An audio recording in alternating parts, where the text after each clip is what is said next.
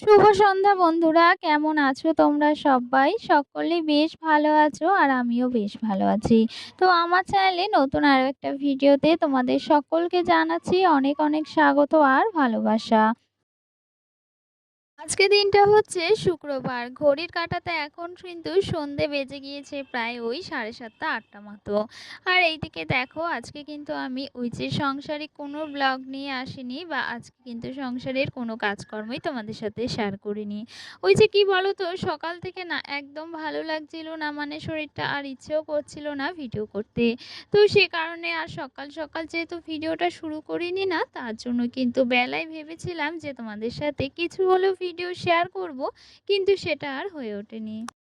তো তার জন্যই ভাবলাম এই যে সন্ধ্যেবেলা যেহেতু আমি কিন্তু একটা কাজ করছি, মানে এটা তো আমার কাজ।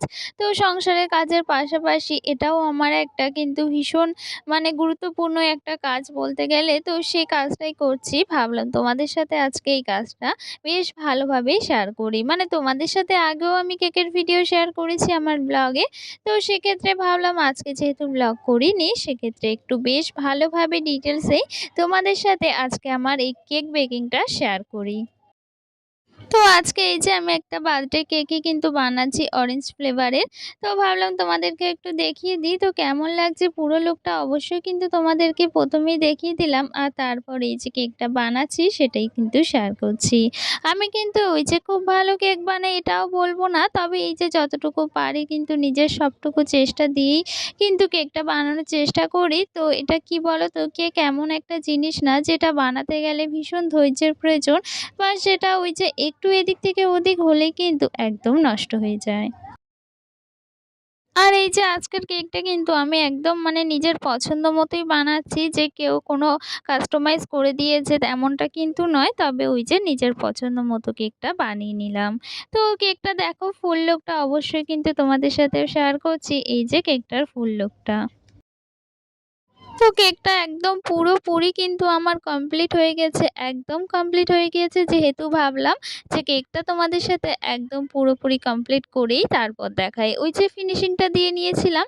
আর তারপর না এই যে গোলাপটা বানিয়েছি, সাথে গানা স্ট্রিপিং করেছি, আরও অনেক কিছু দিয়েছি। তারপরে কয়েকটা সুগার বলও ছড়িয়ে দিয়েছি। তো সেগুলো কোনো কিছুই আর তোমাদেরকে দেখানো হয়নি।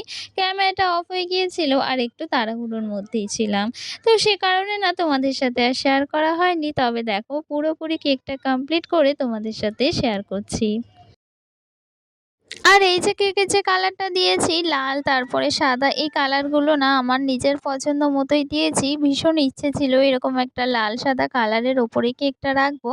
তো সে কারণেই কিন্তু এটা করেছি। তো কেমন লাগছে অবশ্যই কিন্তু জানিও আমার এই কেকটা। তো আমি যতটুকু পেরেছি কিন্তু নিজের চেষ্টা দিয়ে কেকটা বানিয়েছি। তো কেমন লাগছে অবশ্যই একটা কমেন্ট করে যেও।